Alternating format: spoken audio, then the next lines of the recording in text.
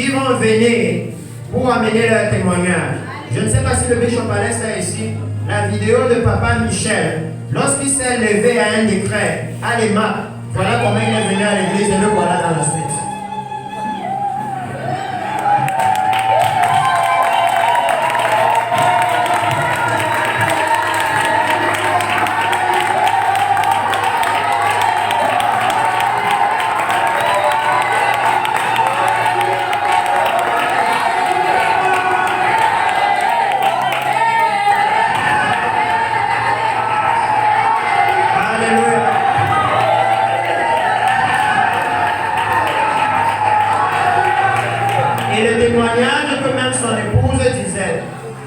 C'est qu'il y avait tellement de cris dans l'église là qu'on est venu en courant. Et quand on est venu, malheureusement parce qu'ils voulaient voir la projection, ils avaient fermé la porte. Donc les gens étaient dehors, ils se demandaient, mais qu'est-ce qui se passe dans l'église là? Et Papa Michel lui-même me dit que quand je suis sorti, parce qu'il est venu à l'église comme vous voyez là, et il est rentré avec les béquilles à l'épaule comme ça. Et les voisins ont demandé, mais qu'est-ce qui s'est passé, Papa Michel? On t'a piqué quoi là-bas dedans? On t'a piqué quoi? Parce que tout ça, que non, il ne peut pas se déplacer sans ses béquilles. Et de le voir rentrer de l'église avec ses béquilles à l'épaule, ils étaient choqués. Alléluia. C'est la preuve indiscutable que le message de la repentance marche. Alléluia. Parce que le Seigneur est en train de témoigner de ce message maintenant, comme il a fait au temps de Jésus. Alléluia. Comme il a fait au temps des apôtres. Et c'est énorme. Parce que je cherche encore une maman, m'a dit que c'est le pasteur Gompé. Le Seigneur choisit là une visite. Cette maman qui est venue avec le bâton. Et elle, après, elle est rentrée avec le bâton en main comme ça. Et le deuxième, je vais la même laisser le bâton à la maison. Alléluia. Donc il y a beaucoup de choses que le Seigneur est en train de faire maintenant pour nous attester que nous devons restaurer l'église. Et vous pouvez voir par ce mouvement que le Seigneur est en train de dire que je suis avec ceux qui veulent restaurer l'église. Alléluia. Il a la capacité de témoigner de l'église. Alléluia. C'est pourquoi le Seigneur maintenant, il a commencé à donner un message clair à l'église. Hier, nous avons vu ici que dans Jérémie chapitre 10, verset 20, parce que je vais faire un petit résumé de ce que nous avons vu hier, afin d'amener tout le monde d'abord. Le Seigneur a dit à l'église que sa tente est détruite. J'ai dit ici hier que chaque fois que Dieu parle, que le Seigneur parle, alléluia, la Bible est la balance. C'est dans la Bible que nous pouvons savoir qu'est-ce que le Seigneur dit. Alléluia. De façon à ce que si nous trouvons dans la Bible où est-ce que Dieu a parlé comme ça, alors nous avons l'instruction du Seigneur. Nous savons qu'est-ce que nous devons faire. Alléluia. C'était très clair ici hier. Et le Seigneur nous a dit que la maison est détruite, mais qu'il veut venir rebâtir la maison. Et comme nous avons vu, la Bible est le meilleur endroit où on peut trouver qu'est-ce que le Seigneur veut dire et qu'est-ce qu'il attend de nous. Dans le livre de Jérémie, c'est là-bas qu'il a annoncé la destruction du temple. Et hier, nous étions en train de voir pourquoi est-ce que la maison a été détruite. Parce qu'aujourd'hui, nous allons lire cet endroit où il dit que nous regardons les anciens sentiers, consulter les voies d'avant. Si nous voyons pourquoi est-ce que la maison a été détruite, alors maintenant nous avons l'opportunité de restaurer. Alléluia. Et surtout d'éviter les erreurs d'avant. Alléluia. À cause du temps, le Messie est en train de venir chercher l'église. Et il demande un certain standard à l'église. Alléluia. Donc ici nous avons vu que dans Jérémie chapitre 10 verset 20, le Seigneur dit: ma tente est détruite, tous mes cordages sont rompus. Mes fils m'ont quitté, ils ne sont plus. Je n'ai personne qui dresse de nouveau ma tente, qui relève mes pavillons. Alléluia. Et nous avons vu que le Seigneur est en train de dire: relever le pavillon du Seigneur, c'est relever le standard de la sainteté. Alléluia. La tente du du Seigneur, la maison du Seigneur, c'était la maison de la sainteté, la maison de la justice. Et nous avons vu que le Seigneur est en train de dire que malheureusement à cette heure, c'est la justice et la sainteté qui manquent dans l'Église. Et il a été très clair, parce qu'au verset 21, il dit, les bergers ont été stupides, ils n'ont pas cherché l'Éternel. C'est pour cela qu'ils n'ont point prospéré et que tous leurs troupeaux se dispersent. Et ça, c'est visible dans l'Église. Quand on voit les divisions dans l'Église, comment pour une affaire d'argent, la moitié de l'Église va ailleurs, un quart de l'Église va ailleurs. Alléluia. Le troupeau de l'Éternel est maintenant divisé. Pourquoi?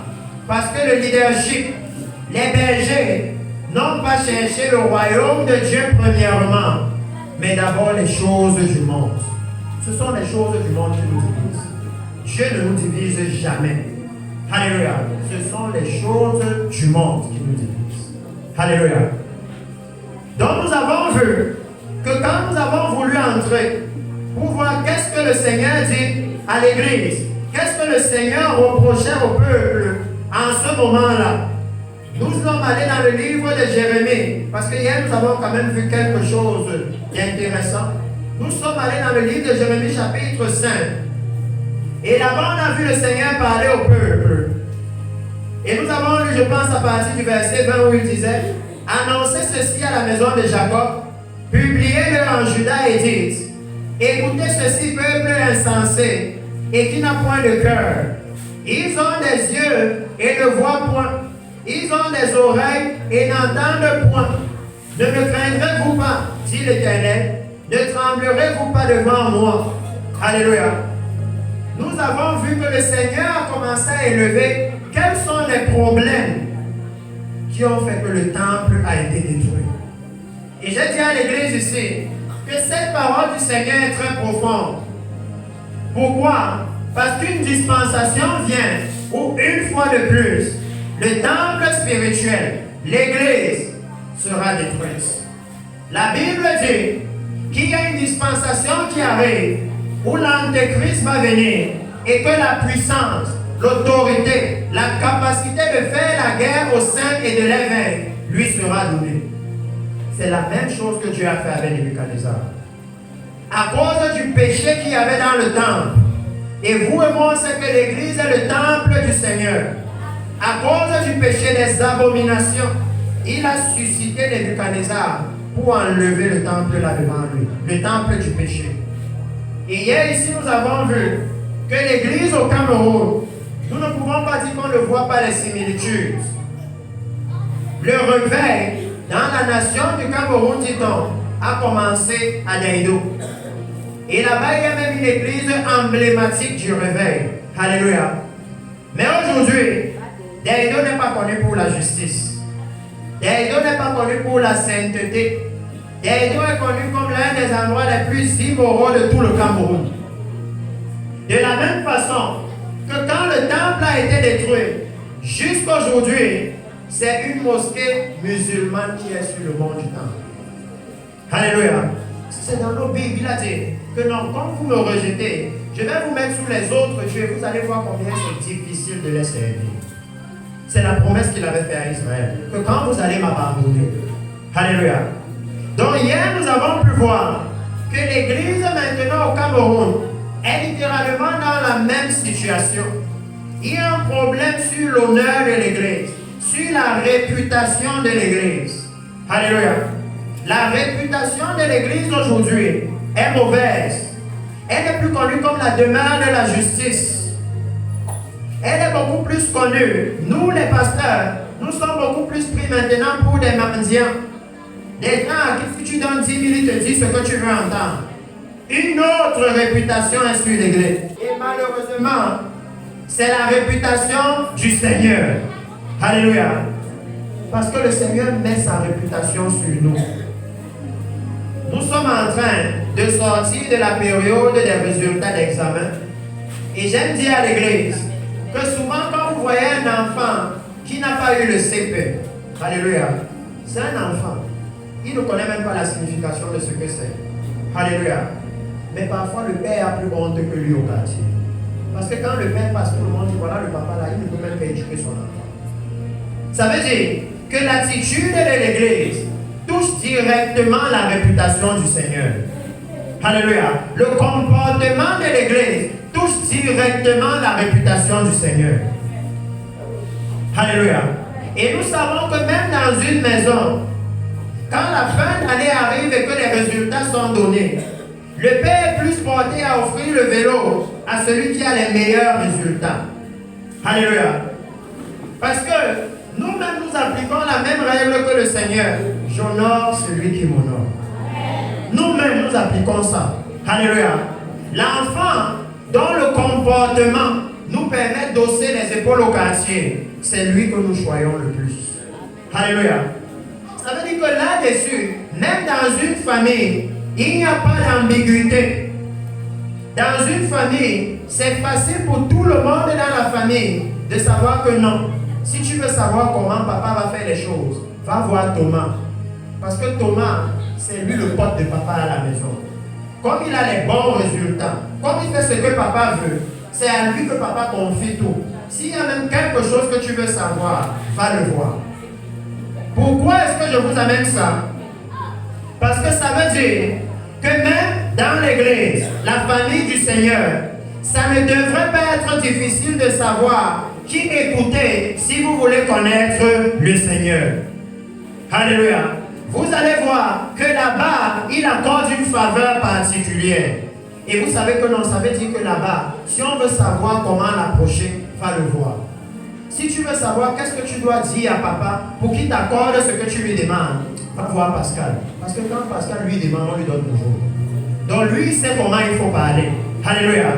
Donc dans l'église, il ne devrait pas avoir de confusion sur le fait de savoir où est-ce que nous devons aller pour connaître le Seigneur.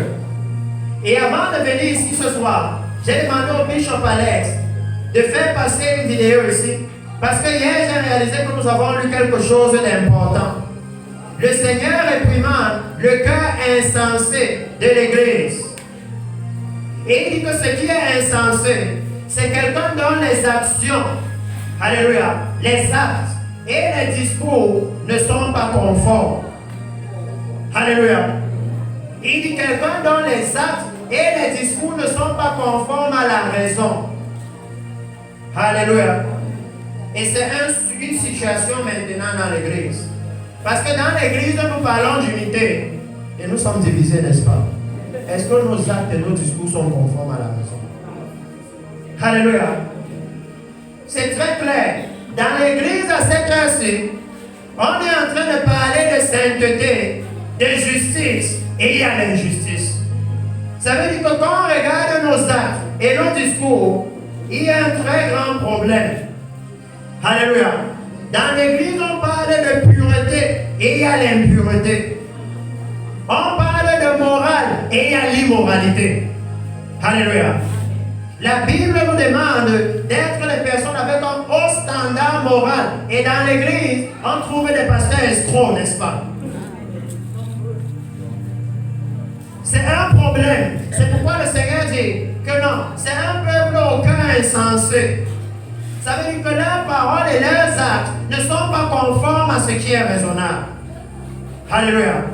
Et pour nous, nous avons un avantage, c'est que la Bible nous dit ce qui est raisonnable. Alléluia. La parole de Dieu est là pour nous aider. Ce n'est pas quelque chose qu'on ramasse ailleurs. Et nous avons vu que le Seigneur dit, ils n'ont pas les yeux, ils n'ont pas les oreilles. Et il dit, ne craindrez-vous pas l'Éternel? Ne tremblerez-vous pas devant moi? C'est moi qui ai donné à la mer le sable pour limites éternelles qu'elle ne doit pas franchir.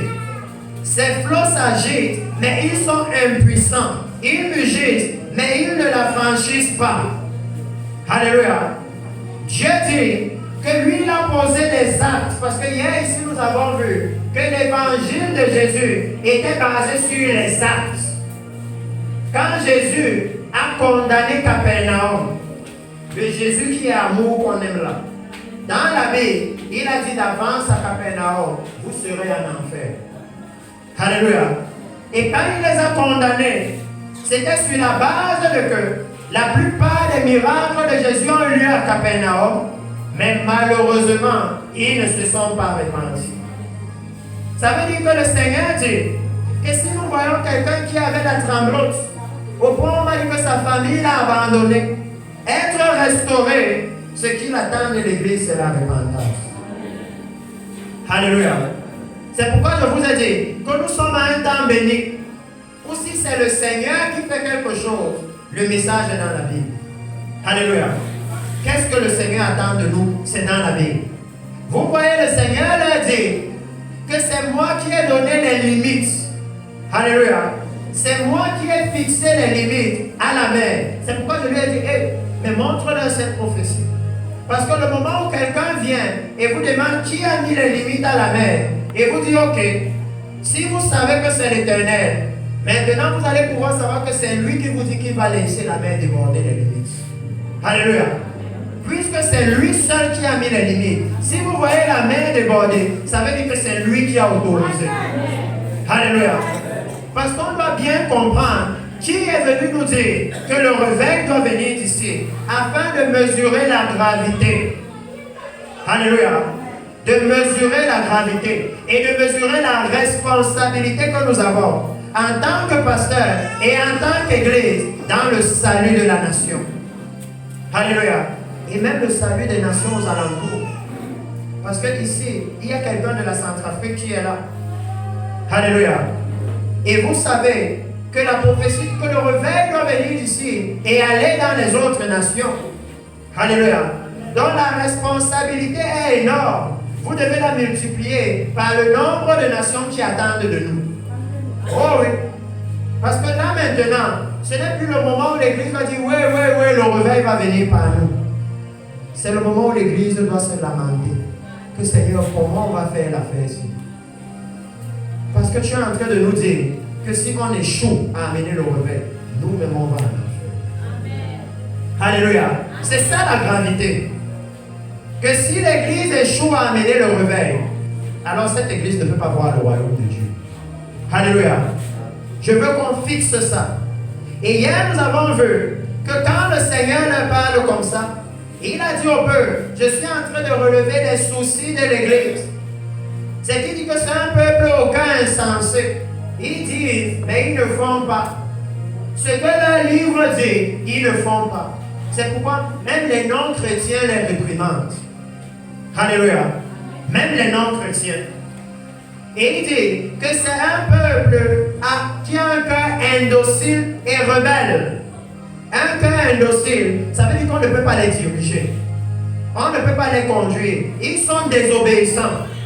Alléluia. Et vous savez que pendant longtemps, il y a eu tellement de confusion dans l'Église. L'Église s'est retrouvée à un niveau là où la confusion est devenue grande. On ne sait même plus où est-ce que le Seigneur parle. Tout le monde, Dieu lui a parlé. Et la confusion s'installe. On ne sait plus quel chemin il faut suivre. Alléluia. C'est pourquoi le Seigneur dit qu'il leur a parlé, il leur a dit, ce peuple a un cœur indocile et rebelle. Ils se révoltent et s'en vont. Ils ne disent pas dans leur cœur, craignons l'Éternel. Que s'il y a une chose qu'on doit se dire dans le cœur, c'est que je dois craindre Dieu. Que tout ce que nous devons faire, nous devons nous assurer que ça véhicule la crainte de Dieu. Alléluia. Et regardez la gravité. Nous avons vu ça hier en détail. Aujourd'hui, je vais survoler pour qu'on avance. Il dit que parce qu'ils n'ont pas dit dans leur cœur, craignons l'Éternel. Regardez encore. Alléluia. Parce que ici, nous sommes venus vous parler d'un évangile basé sur les faits. Ce n'est pas la théorie. Alléluia. Celui qui a été visité, il est là. Ce n'est pas les histoires. Alléluia. C'est les faits. Il dit que la base de craindre l'Éternel, c'est basé sur le fait que c'est lui qui nous donne la pluie. La pluie de la première et de l'arrière-saison. Et hier, nous sommes allés dans Deutéronome et nous avons littéralement vu la loi de la pluie. Vous avez lu ça dans Job. Règle sur les lois de la pluie. Nous avons lu ça hier. Dans la Bible, comment Dieu a régulé toutes choses. Alléluia. Pour pouvoir leur donner la pluie de la première et de l'arrière-saison. Et nous avons vu que que le Seigneur va leur dire que c'est à cause de vos iniquités que cette dispensation. Ça veut dire que les pluies là représentent les dispensations. Comme à la Pentecôte, la pluie de la première saison, où on est en train de s'aimer et on a besoin de la pluie là pour que le sol soit mou et qu'on retourne ça. Alléluia. Et maintenant, au moment de l'enlèvement de l'église, au moment où le Seigneur vient moissonner les âmes, alléluia, il vient chercher l'église mature. Ça veut dire le fruit qui a mûri. Alléluia. Il dit la dernière pluie, c'est comme celle qui tombe ces jours-ci. Elle tombe en abondance pour que les fruits deviennent effectivement matures. S'il n'y a pas la pluie là, on a manqué notre saison. Alléluia. S'il n'y a pas cette pluie, les cultivateurs vont pleurer. Que j'ai investi pour rien. Parce que j'avais mis 1 million dans le champ. Et je savais qu'à la fin, j'ai les plantains qui vont produire 4 millions. Et si la pluie ne vient pas, ça ne sert à rien. J'ai perdu mon investissement. Alléluia. De la même façon, il dit que la parole, c'est une sémence qui a besoin de la pluie. Alléluia. Pour qu'elle devienne mature. Et que quand la pluie là, est en train de tomber, la manifestation est visible. À la première pluie, Pierre pouvait dire à l'homme impotent au temps, lève-toi et marche, et tout le monde voyait. Et ça bâtissait leur foi, ça disposait leur cœur à recevoir la sémence. Est-ce que vous comprenez? Même dans le livre d'Ésaïe, il explique ça, que c'est lui qui a donné la sagesse au cultivateur pour d'abord casser le sol avant de s'aimer. Ces choses-là ne viennent pas de nous. C'est pourquoi j'aime dire à l'église que si au village on comprend ça, qu'il faut casser le sol avant de s'aimer, vous ne pouvez pas dire au Seigneur qu'au village ils ne pouvaient pas comprendre l'évangile. C'est impossible. Alléluia. Ils sont censés pouvoir comprendre. Et il dit, regardez ce qu'il dit quand il parle de cette pluie. Il dit qu'il donne la pluie en son temps, la pluie de la première et de l'arrière-saison, et qui nous réserve des semaines destinées à la moisson.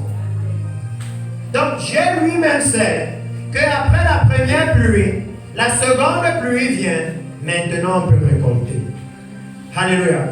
Dieu est en train de dire que sans la deuxième pluie, la récolte n'est pas possible. Alléluia. Que sans le réveil dans l'église, la visitation de Dieu dans l'église, il n'y a pas de réveil.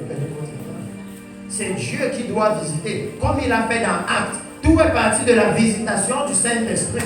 Alléluia. C'est pourquoi l'église doit se focaliser sur comment ramener la visitation dans l'église. Alléluia. Comment ramener la visitation dans l'église? Parce qu'ici, il est en train de dire que nous avons manqué la visitation à cause de l'iniquité. Que ce sont vos iniquités, ce sont vos péchés qui vous privent de ces biens. Alléluia. C'est à cause de vos iniquités que ces dispensations n'ont pas eu lieu. Alléluia. Et nous avons vu ça hier dans Deutéronome chapitre 11, si je ne me trompe pas. Nous avons parlé de cela. Nous avons même vu c'est quoi le fruit mature dans l'église. Alléluia. C'est quoi les chrétiens matures? Nous avons vu que non, ce n'est pas question d'avoir fait 10, 20 ans, 30 ans dans l'église. D'avoir 10 ans de chorale. Alléluia. Nous avons vu avec les Écritures que dans Hébreu, il dit que si les choses fondamentales de l'évangile, la justice fondamentale de Dieu, vous ne comprenez pas, peu importe que vous êtes à l'église depuis 20 ans, vous êtes un bébé spirituel. Nous avons lu ça hier dans Hébreu. Nous sommes même allés dans 2 Corinthiens, dans 1 Corinthiens, chapitre 3, là où il dit que pour vous, je ne vous ai pas parlé comme à des adultes, mais comme à des bébés. Parce qu'entre vous, il y a encore les jalousies, la division. Que quand vous voyez l'église, là, il y a encore le péché, l'immoralité sexuelle. Vous savez que nous, ils sont encore bébés. Parce que c'est seulement un bébé qui ne sait pas encore que je ne dois pas mettre la main dans le feu. C'est seulement un bébé qui ne sait pas que ça c'est l'interrupteur. Je ne peux pas prendre le clou et je ne peux pas mettre dans la prise. Ça va me frapper. C'est seulement un bébé qui ne sait pas encore que le salaire du péché, c'est la mort. Alléluia. Il est encore bébé. Donc quand on voit l'église, là où même au pupitre, il y a encore l'immoralité sexuelle. Là où dans la chorale, il y a encore la convoitise. Quand on voit l'église, là où les anciens de l'église abandonnent leurs femmes et prennent les jeunes filles à la chorale, il dit que l'église là est bébé. Et nous avons vu comment dans la Bible, dans la version parole de vie, quand il parlait dans Corinthiens, il leur disait que quand vous êtes bébé, vous êtes encore comme quelqu'un qui n'a pas le Saint-Esprit. On a lu tout ça ici hier. Alléluia. Pour voir c'est quoi le fruit que Christ vient chercher. Il vient chercher une église mature. Et on a vu comment la Bible dit que ceux qui sont matures, c'est ceux qui ont le discernement exercé, qui peuvent faire la différence entre ce qui est bien et mal. Alléluia. Eux, ce sont les chrétiens matures. C'est eux dont on dit l'homme prudent voit le mal de loin. À 1000 km, il voit que là-bas, il y a le péché. Laisse-moi prendre la direction aussi. Alléluia. C'est eux dont il dit que non, vous deviez être des maîtres. C'est vous qui devez pouvoir conduire le peuple pour les détourner du péché et qu'ils aient la vie en abondance. Alléluia. Hier, nous avons parlé de ça ici. Et nous avons pu nous arrêter en chemin. J'ai dit qu'on devait voir le livre de Samuel pour voir le souci que le Seigneur élève dans le leadership. Alléluia. Et ce soir, si nous avons l'opportunité, nous allons entrer là. Mais nous avons encore 2 jours devant nous. Alléluia. Où nous allons pouvoir aller en profondeur. Parce que le but, c'est qu'au sortir d'ici, nous sachions qu'est-ce qu'il faut faire pour voir le réveil. Le temps est fini. Où nous allons seulement nous retrouver quelque part et nous repentir et retourner dans nos péchés. Parce qu'on ne comprend pas qu'est-ce que le Seigneur nous reproche. Qu'est-ce qu'il faut changer. Alléluia. C'est le moment où nous devons savoir qu'est-ce que nous devons changer. Parce qu'en lisant ces écritures hier, s'il y a une chose que vous et moi on peut comprendre, c'est que le Seigneur est en train de dire que la pluie de l'arrière-saison, je veux vous donner. Alléluia. De mon côté, il n'y a rien qui pose problème. Mais le souci, c'est le péché qui bloque. Alléluia. Qui m'empêche d'agir. C'est pourquoi je bénis le Seigneur. Parce qu'il est venu fortifier ce message. Il est venu fortifier l'instruction que nous avons reçue de ce prophète. Alléluia. Parce que ici nous sommes venus, ici à la grâce de Dieu, et on a montré à l'église que regardez, il a clairement dit qu'ils se sont repentis avec le sac et la sang. Ils étaient humiliés, ils pleuraient à cause de leur péché, ils sentaient leur misère. Ils demandaient pardon au Seigneur à cause de l'immoralité sexuelle, à cause de la convoitise, à cause de l'homosexualité, de tout le péché qu'il y a dans l'église, l'amour de l'argent, les faux prophètes, les faux apôtres. Et vous avez vu ça avec moi, comment il disait. Et dans la suite, les gens ont réalisé que nos paralytiques marchent. Alléluia. Et je rends grâce au Seigneur. Parce que quand un groupe de personnes à village a dit que non, nous on va sauf que porter ça. Alléluia. On va aller au carrefour, 1000 problèmes. Et on va s'humilier là-bas. Et les gens s'arrêtaient pour dire, mais les gens, ils sont fous. Ils se répandent avec le sac et la cendre. C'est quoi ça? Ils exposent le péché comme ça. Comment les pasteurs peuvent reconnaître ce qu'ils ont fait? Alléluia. La suite, c'est que maintenant, la tremblote est guérie. Alléluia. C'est clair. Parce que quand le Seigneur leur a parlé, il dit ici, même dans la Bible, il dit à Israël, par le prophète Isaïe, que je ne vous ai pas demandé de me craindre en vain. Alléluia. Ça veut dire qu'il y a un fruit, il y a un intérêt dans la crainte de l'Éternel. Alléluia. Ce n'est pas en vain. Alléluia. Donc vous voyez le Seigneur maintenant dit que non, la pluie, je veux vous donner. Le Seigneur confirmant les paroles de son prophète ici. Alléluia. Que l'honneur de l'Église, la réputation de l'Église, je veux la restaurer. Parce que quand vous entendez la parole qui dit que j'ai vu la maison du Seigneur détruite, le temple de l'Éternel, c'était le bijou d'Israël. Une maison où à l'intérieur, les murs étaient pavés d'or. Alléluia. Le lieu très saint était en or pur. Il y avait tellement de pierres précieuses que même les apôtres ont dit à Jésus que est-ce que tu peux regarder la magnificence et la beauté de notre temple? Et il leur a dit qu'il n'y aura pas pierre sur pierre de ce temple qui va rester. C'était ça qui faisait la fierté d'Israël. Alléluia. Ça veut dire que lorsque l'église est dans la gloire, lorsque le Seigneur commence à lever les paralytiques à l'église, à faire des choses dans l'église que la sagesse de ce monde ne peut pas faire, alors tous les regards se tournent maintenant vers la beauté de l'église. Alléluia. La beauté de l'église. Tout le monde commence à dire, tu vois comment l'église là est belle, elle est rayonnante. Parce que là-bas les paralytiques marchent. Les aveugles voient, les sourds entendent, ce qu'on ne peut pas trouver dans le monde. Là-bas, ils ont ça. Alléluia. C'est pourquoi il dit que c'est le moment de restaurer la réputation de l'Église. Et que c'est basé sur cette réputation, que cette dispensation, la dispensation de la dernière pluie, doit venir dans l'Église. Parce que vous et moi, on connaît la parole qui dit, la gloire de la dernière maison sera plus grande que celle de la première maison. Parce que cette gloire-ci doit demeurer jusqu'à ce que l'Église soit enlevée. Parce que cette fois-ci, Jésus n'est pas en train de venir comme un ver misérable, mais il est en train de venir comme un roi glorieux. Ça veut dire que la gloire doit le précéder. Alléluia. Il vient comme un roi glorieux. Et il nous promet, regardez à quel niveau. Parce que je sais que souvent, dans l'Église, on peut avoir du mal à saisir. Le mouvement de Dieu est clair dans la Bible. Il dit dans Ésaïe chapitre 35 que non, les boiteux vont sauter comme les cerfs, les aveugles vont voir, les sourds vont entendre. Et que quand vous voyez ça, alors vous savez qu'il y aura là un chemin frayé, la voie sainte, la route de la sainteté. Sur ce chemin, aucun impur n'y passera, seulement les rachetés de l'Éternel. Et vous voyez le Seigneur dire que ceux qui vont emprunter ce chemin vont retourner à Sion avec chant d'allégresse et des cris de triomphe. Alléluia. Qu'est-ce que le Seigneur dit? Il est en train de dire que l'Église va voir les boiteux commencer à marcher, les aveugles commencer à voir, les sourds entendre, et la célébration va commencer dans l'Église. Et cette célébration ne va pas s'arrêter jusqu'à ce que Apocalypse chapitre 19, verset 7 s'accomplisse. Là où il dit que quand il voit que l'Église est prête à entrer, alors les cieux eux-mêmes se lèvent et ils s'élèvent.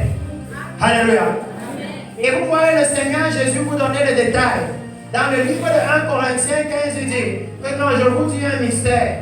Nous ne mourrons pas tous, mais tous nous serons changés en un clin d'œil. Ça veut dire qu'il dit que les guérisons sont censées continuer jusqu'à l'enlèvement de l'Église, où toute maladie dans l'Église sera guérie. Parce que personne ne va entrer dans les cieux avec une maladie, n'est-ce pas? La loi de Dieu est claire. Il dit que non, dans son temps, il ne peut pas mettre au service quelqu'un qui est boiteux ou qui a un membre plus long que l'autre. C'est pourquoi Jésus doit guérir tout avant qu'il entre au ciel. Parce qu'il doit accomplir la loi. Il a dit un iota de la loi ne va pas bouger. Alléluia. Avant que tout soit accompli. Alléluia. C'est pourquoi il dit que c'est le temps maintenant de cette dispensation dans l'Église. Et il a dit que le souci a été au niveau des bergers. Que c'est parce que les bergers n'ont pas cherché l'Éternel. En d'autres termes, nous n'avons pas focalisé l'Église sur la venue du Seigneur. Alléluia. Parce qu'il dit, cherchez, connaissez et cherchez à connaître l'Éternel. Pourquoi? Parce que sa venue est aussi certaine que l'aurore. Alléluia. Que la connaissance de l'Éternel dans l'Église, c'est parce que le Messie revient. C'est parce qu'il revient chercher l'Église.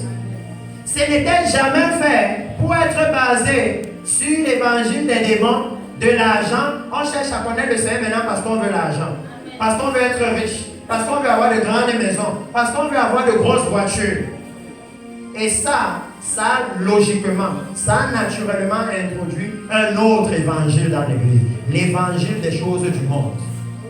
L'évangile où vous pouvez mettre la sainteté de côté, mais vous avez quand même une voiture, une maison.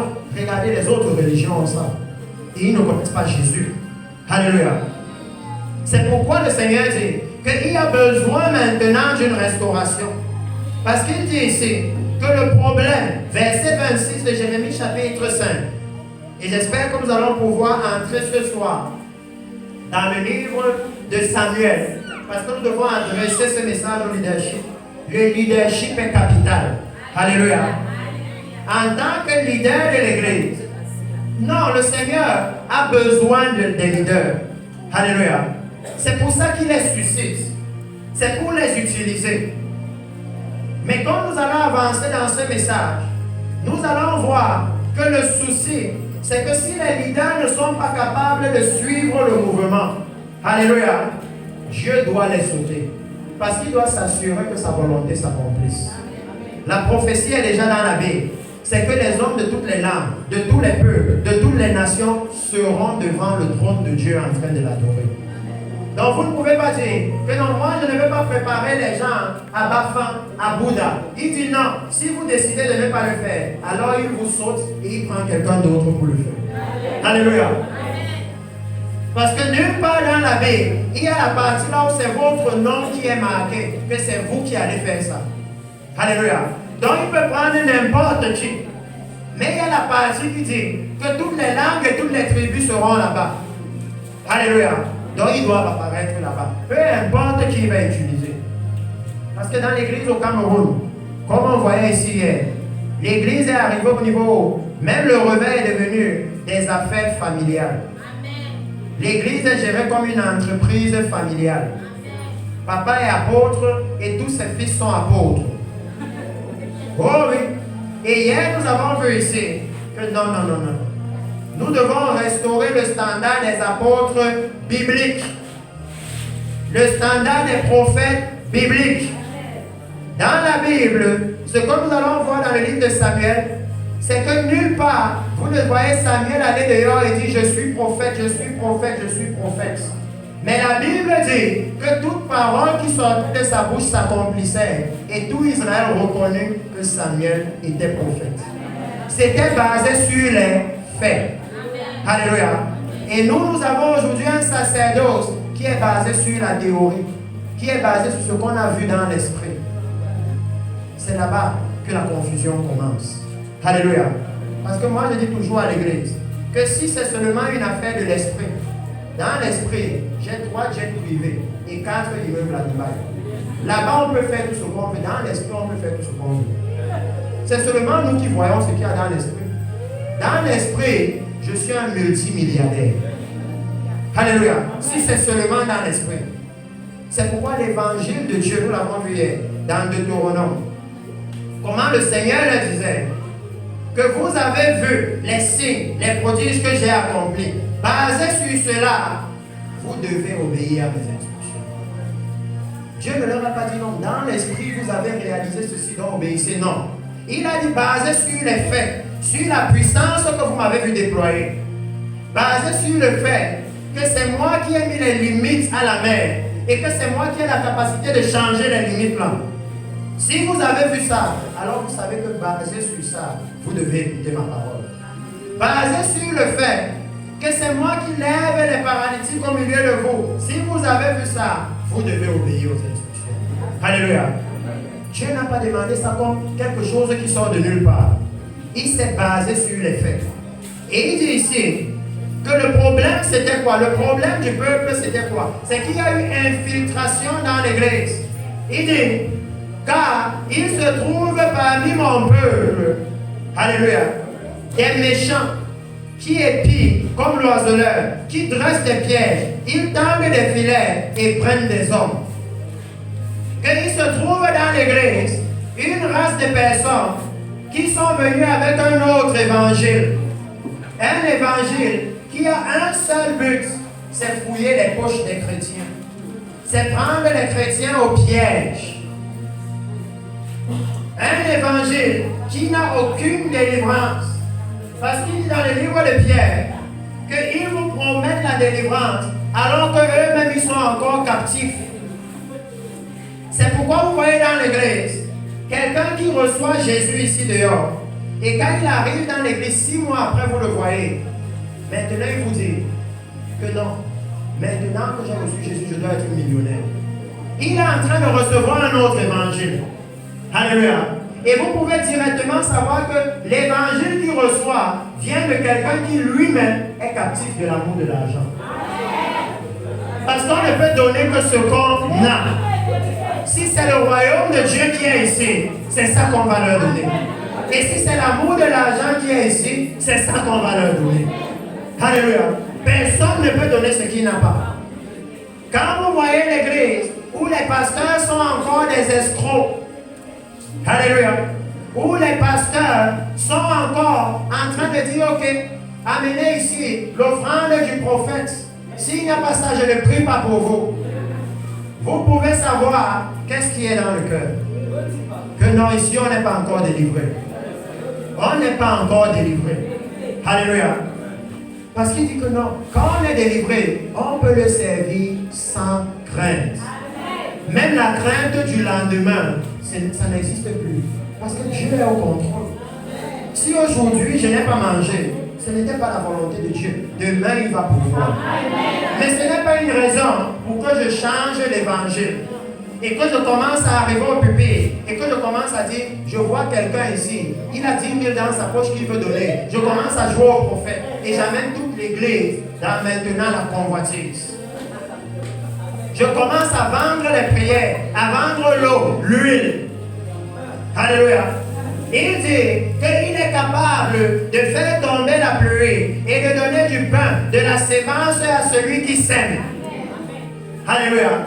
Donc il n'y a pas de raison que parce que nous rencontrons des besoins, nous allons prêcher autre chose. Il n'y a aucun justificatif. Alléluia. Il dit que des méchants sont entrés. Ils se sont infiltrés. Ils sont venus avec un autre message. Le type de message où avant qu'ils prophétisent, ils vous demandent d'abord votre avis. Est-ce que je peux prophétiser? Vous savez que lui, ce n'est pas Dieu qui l'envoie, c'est le peuple qui l'a envoyé. Parce que Jérémie n'a jamais demandé au roi de Juda avant de lui dire que si tu ne te soumets pas là-bas, tu mourras. Il n'a pas demandé son avis. Dieu a parlé, je dois vous dire. Quand vous voyez le type de jeu là dans l'église, vous savez que non, ce n'est pas le Seigneur qui envoie ici. Ça doit être clair. Parce que hier on a vu dans l'Hébreu que le rôle du sacerdoce, c'est d'offrir les sacrifices pour les péchés du peuple, pour l'expiation du péché. Le rôle du sacerdoce, c'est d'amener le peuple à la repentance. Et qu'avec la repentance, la faveur de Dieu vienne au milieu du peuple. On a vu ça clairement. Et on a vu que la Bible dit, nul ne s'attribue cette dignité si ce n'est Dieu qui l'appelle. Est-ce que vous comprenez pourquoi c'est difficile maintenant pour le sacerdoce de prêcher la repentance? Parce qu'il dit c'est seulement si c'est Dieu qui s'appelle que tu peux tenir dans le genre de message là. Si tu es venu toi-même comme un aventurier, dans quelques temps tu vas commencer à changer. Oh oui! Dans quelques temps, tu vas commencer à changer.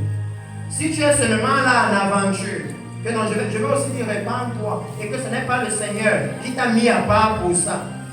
Dans quelques temps, l'église va commencer à dire, mais parce que ce n'était pas comme ça au début. Et j'aime souvent les mamans dans l'église. Parce que souvent ce sont elles. Quand le culte finit, il faut une petite revenue. Elle dit, ah tu as entendu ce qu'on a dit aujourd'hui. Au début, parce qu'on ne parlait pas comme ça. Maintenant, il est déjà au niveau des cartes de prière. 10 000, 5 000. Et quand elles parlent comme ça, et elles sont souvent courageuses, ce sont les mamans qui n'ont plus rien à faire. Elles disent, je vais aller voir parce que je vais lui dire. Dès qu'elle parle à Pasteur, le prochain dimanche, Dieu parle à Pasteur. Et quand il arrive au pupitre, directement, Dieu lui a montré dans l'esprit quelqu'un qui est dans la sorcellerie. Maman, la grand-mère, qui est en train d'essayer de restaurer la justice dans l'église, c'est elle. C'est elle. Oh oui, c'est ça que nous avons dans l'église. Il dit, il y a des méchants qui sont venus. Et ils ont amené la corruption dans l'église. Un autre évangile. Alléluia. Un autre message dans l'église. Et ils ont maintenant pris les âmes au piège. Parce qu'ils ne permettent plus aux âmes. Ils ne délivrent plus la repentance dans l'église. Les âmes sont maintenant piégées dans le péché. Alléluia. Et il dit qu'il y a eu un problème. C'est la raison pour laquelle il y a maintenant besoin de restauration. Parce que le Seigneur explique que regardez, vous pouvez reconnaître, la Bible est très puissante. Il dit, ils les ont pris, ils sont comme des cages, comme une cage est remplie d'oiseaux. Leur maison est remplie de fraude. Oh oui, on doit aller direct. Leurs maisons sont remplies de voitures qu'on leur a donné quand ils sont allés mentir qu'ils sont prophètes. C'est rempli d'écrans plats qu'on leur a donné quand ils ont dit il faut que tu payes pour qu'on fasse un travail. C'est ça qu'il dit. Que leurs maisons sont remplies du fruit de la fraude, du fruit du mensonge. Alléluia. Du fruit de la tromperie. Leurs maisons sont remplies de ça. Et il dit, c'est ainsi qu'ils deviennent riches et puissants. Ils s'engraissent, ils sont brillants d'un bon point, ils dépassent toute mesure dans le mal. Ça, c'est ce que nous avons dans l'église aujourd'hui. Nous sommes devenus tellement ingénieux au mal qu'on fait les remises sur les bouteilles de coin. Donc, maintenant dans l'église, il y a Super U. Où on te dit non, culte de pointe gratuite. Pourquoi tu achètes au prochain culte le culte si on te donne d'abord? Maintenant, on fait 2 bouteilles achetées, une bouteille offerte. Dans l'église. Tellement nous sommes ingénieux au mal. Qu'on réfléchit. La nuit, on réfléchit. Comment je vais faire pour que dans la zone là où ils ont moissonné le cacao, que je parte là-bas et que je revienne avec 2 millions. On réfléchit. On met les stratégies sur pied. Les stratégies. C'est ça qui est arrivé dans l'église. C'est pourquoi il dit non. Ils sont remplis d'un bon point. Maintenant, ils dépassent toute mesure dans le mal. Pourquoi vous regardez sur Internet et quand il y a coronavirus dehors, vous voyez le masque béni à 15 000. Ingénieux au mal dans l'église aujourd'hui. Et le problème, c'est quoi? Il dit que voilà là où l'église est tombée. Ils ne défendent pas la cause de l'orphelin et ils prospèrent. Ils ne font pas droit aux indigents. Ne s'attirent pas ces choses-là, dit l'Éternel. Il a dit maintenant, le péché qui a fermé le ciel, le comportement qu'il y a eu, qui a fermé le ciel, c'est lorsque nous avons admis les faux prophètes et les faux apôtres et qu'on les a consacrés. Et maintenant, ils sont dans le concubinage en tant que prophètes. Dieu leur parle de vos vies, mais il ne leur montre pas le péché qui est dans leur vie. Pour eux, Dieu est aveugle, il voit seulement pour vous. Et quand il voit pour vous, il vous voit toujours au Canada, en France. Il voit toujours 1 million qui arrive. Il ne voit pas le péché. C'est pourquoi au début il disait le peuple aveugle. Les prophètes de la Bible voyaient le péché à distance. Oh oui, nous allons voir ici comment le leadership dans l'église est devenu aveugle. Au point où la Bible va vous dire que Élie était maintenant au même endroit et sa vision était devenue faible. La vision de l'église est devenue faible, tellement faible qu'ils ne peuvent plus voir la venue du Messie. Ils ne voient que les choses terrestres, les choses temporaires. Ils n'ont pas une vision qui entre jusque dans le ciel. Ils n'ont pas la vision là. Leur vision ne voit que les choses de la terre. Elle est faible, faible. Alléluia. On va voir ça pendant ce séminaire. Parce qu'il dit que le Seigneur a dit, ne me vengerai pas d'une nation pareille. Alléluia. Des choses horribles, abominables se font dans le pays. Alléluia. Regardons maintenant. Vous voyez ce que le Seigneur a décrit. Il dit voilà ce que les méchants font. Mais maintenant il élève le niveau, il dit que non. Il y a même des abominations. Regardez ce que lui appelle les choses abominables. Il dit les prophètes prophétisent avec fausseté. Et les sacrificateurs dominent sous leur conduite. Est-ce que vous voyez pourquoi on a accepté les faux prophètes? Parce que Pasteur va l'inviter et il va lui dire la maman s'il y a tel problème, celui-là a tel problème. Et il va venir ici et il va commencer à déballer. Je vois quelqu'un ici qui a ça, je vois quelqu'un ici qui a ça. Et ils sont déjà d'accord pour faire 50. Ce que tu vas susciter, on partage. Oh oui, ils se sont déjà entendus que non, ce que tu vas susciter, on partage à la fin. C'est pourquoi quand vous arrivez dans certains endroits, c'est Pasteur lui-même qui a amené son prophète. Et comme certains sont souvent tellement malhonnêtes, dès qu'on a fini de susciter, quand le pasteur est en train de dire au peuple retourner à la maison, il démarre sa voiture, il part avec l'argent. Et le prochain culte passe aussi vraiment. Il y a des gens qui n'ont pas la crainte de Dieu. Je ne sais pas pourquoi je l'ai invité dans l'église. Mais quand vous demandez à Pasteur, qu'est-ce qu'il a fait? Il ne peut pas vous dire. Il dit non, les gens là ils sont bizarres. Il ne peut pas vous dire que non, c'était entendu que 50, 50. Mais pendant que moi je vous disais rentrer, il est parti. Il ne peut pas vous dire. Il dit que c'est arrivé dans l'église. Qu'ils ont dominé en utilisant les faux prophètes là. Que quand ils viennent et que tout ce qu'ils disent assoit le peuple sous pasteur, il dit non, tu es un prophète. Tu es un prophète, tu es un homme de Dieu, il faut que ce soit toi qui viens dans l'église. Alléluia. Que c'est ça que Dieu a trouvé comme la grande abomination. Et il dit maintenant que pour mettre le comble, c'est que le peuple aime ça.